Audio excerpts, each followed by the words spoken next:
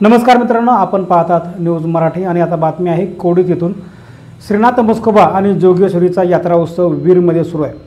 आज श्रीनाथ म्हस्कोबा आणि जोगेश्वरीचा विवाह सोहळा वीरमध्ये पार पडतोय। त्याच पार्श्वभूमीवर पुरंदर तालुक्यातून कोडीत येथून श्रीनाथ म्हस्कोबाची पालखी सोहळा आता वीरकडे मार्गस्थ झाला आहे। आज दुपारी हा सोहळा कोडीत येथून वीरकडे मार्गस्थ झाला आहे। कोडीत आणि परिसरातील भाविक भक्तांनी या पालखी सोहळ्याला निरोप दिलेला आहे आणि हा पालखी सोहळा आज सायंकाळच्या दरम्यान वीर येथे दाखल होणार आहे। वीर येथे ग्रामस्थ, मानकरी आणि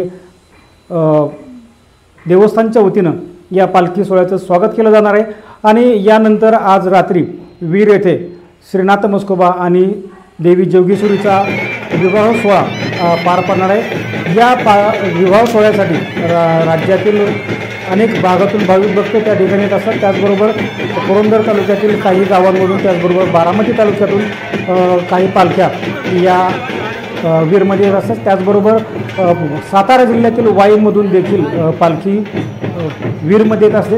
अशा प्रकारे अनेक पालख्या आज वीरमध्ये दाखल होणार आहेत आणि यानंतर आज सायंकाळी श्रीनाथ म्हस्कोबाच्या विवाह सोहळ्याला सुरुवात होणार आहे। सर्वसाधारणपणे रात्री 2 वाजेपर्यंत हा विवाह सोहळा चालू राहील असं देवसंस्थांच्या वतीनं सांगण्यात आले। तुर्तास तरी कोडीत येथून श्रीनाथ म्हस्कोबा देवाचा पालखी सोहळा वीरकडे मार्गस्थ झाला आहे।